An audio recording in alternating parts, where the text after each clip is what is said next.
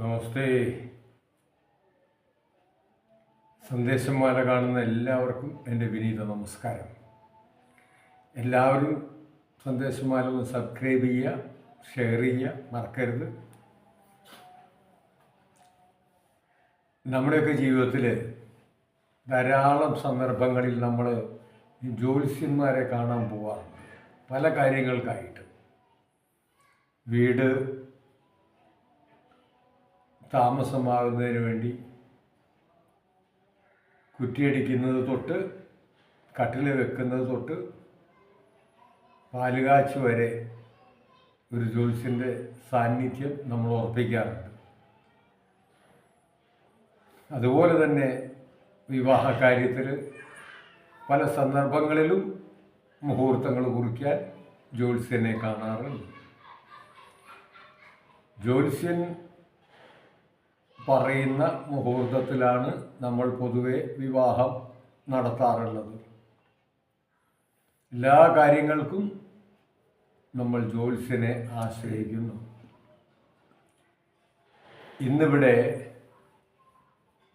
2 തവളകളാണ് ജ്യോത്സ്യനെ കാണാൻ വന്നത്. 2 തവളകൾ ജ്യോത്സ്യനെ കണ്ട് ഞങ്ങളുടെ ഭാവി എന്താവും എന്നൊന്നറിയണം, അതിനാണ് അവർ വന്നത്.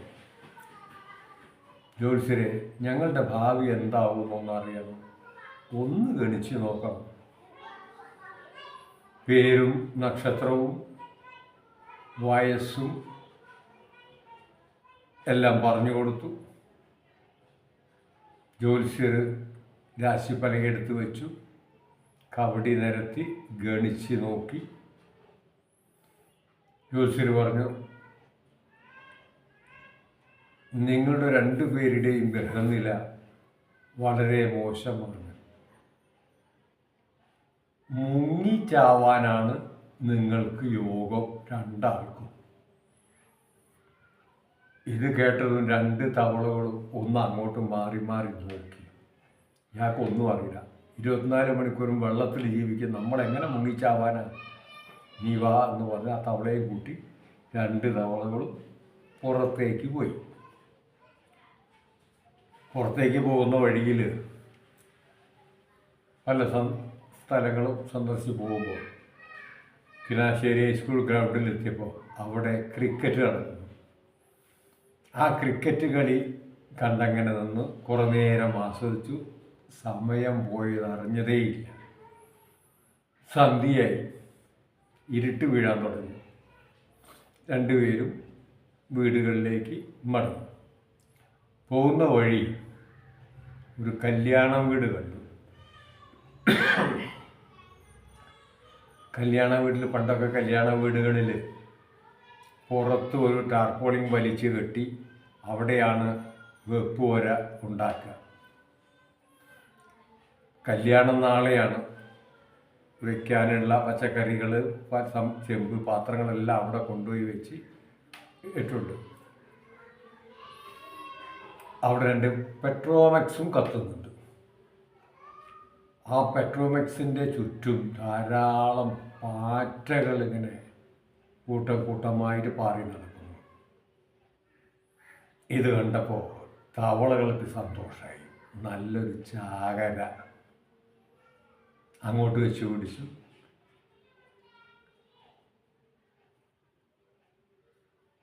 തവളകൾ നല്ലതുപോലെ പാറ്റകളെ ചാടി പിടിച്ച് തിന്നുകൊണ്ടിരിക്കുകയാണ്. അതിങ്ങനെ ചാടി പിടിച്ചുകൊണ്ടിരിക്കുക. ഒരു ചാട്ടം ചാടിയതും ചാട്ടം തെറ്റി തവള തുറന്നു വെച്ച ഒരു തൈര് ഭരണിയിലേക്ക് അങ്ങോട്ട് വീണു. ഒരു തവള. 2ാമത്തെ തവള ഒരു ചാട്ടം ചാടി, അത് വേറൊരു തൈര് ഭരണിയിൽ അതും വീണു. 2 തവളകളും ഇപ്പോൾ തൈര് ഭരണിയിൽ അകപ്പെട്ടു.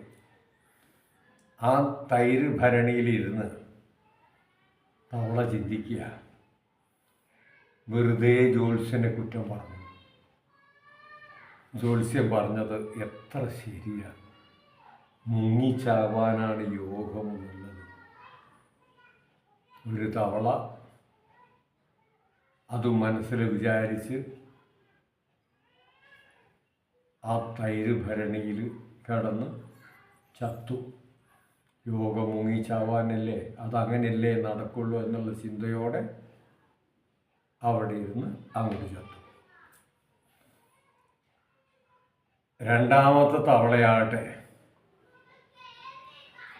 ഏതായാലും മുങ്ങി ചാവാനാണ് യോഗം. ചാവുമ്പോൾ ചത്തോട്ടെ. പക്ഷെ നമ്മുടെ ഭാഗത്ത് നിന്ന് ഒരു ശ്രമം വേണ്ടേ? ആ തവള രണ്ട് കൈയും രണ്ട് കാലോട്ട് അങ്ങോട്ട് തുഴയാൻ തുടങ്ങി. തുഴഞ്ഞ് തൈരെല്ലാം കൂടെ മോരായി മാറി. മോരിൻ്റെ പുറത്ത് വെണ്ണ പൊന്തി വന്നു. ആ തവള വെണ്ണയുടെ മേലേക്ക് ചാടി വെണ്ണയിൽ നിന്ന് പുറത്തേക്ക് ചാടിപ്പോയി രക്ഷപ്പെട്ടു.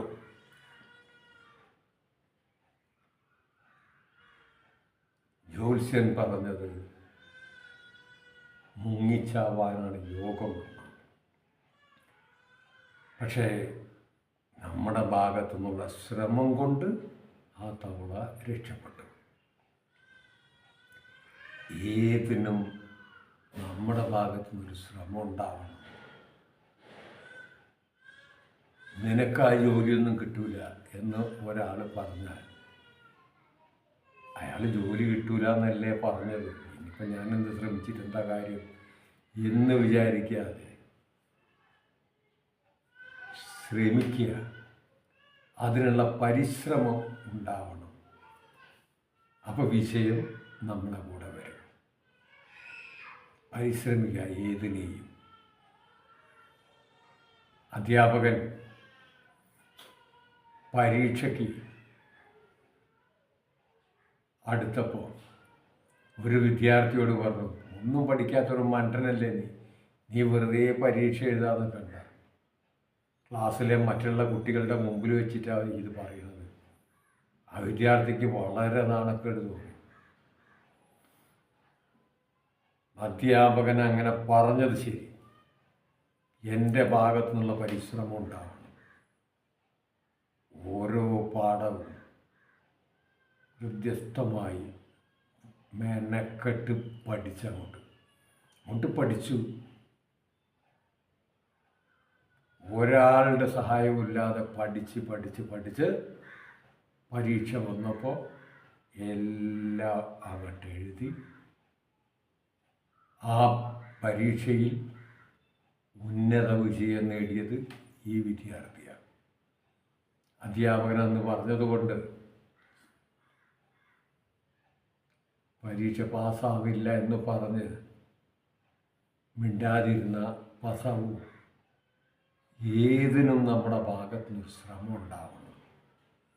ഇതിൻ്റെ ഗുണപാഠം എന്തിനേയും നമ്മൾ ശ്രമിച്ച് കീഴടക്കാൻ ശ്രമിക്കണം. ഒരാളങ്ങനെ പറഞ്ഞു, നീ പരാജയപ്പെട്ടു പോകുമെന്ന് പറഞ്ഞാൽ പരാജയപ്പെട്ടോട്ടെ, പക്ഷെ നമ്മുടെ ഭാഗത്തുനിന്നുള്ള ശ്രമം നമ്മൾ നടത്തണം. അപ്പോൾ ആ ശ്രമത്തിൻ്റെ പിറകിൽ വിജയം ഇരിക്കുന്നുണ്ട് എന്നുള്ള ഓർമ്മയുണ്ടാവണം. വളരെ സന്തോഷം. എല്ലാവർക്കും നന്മ വരട്ടെ. വെറുതെ ഒന്നാലോചിക്കുക.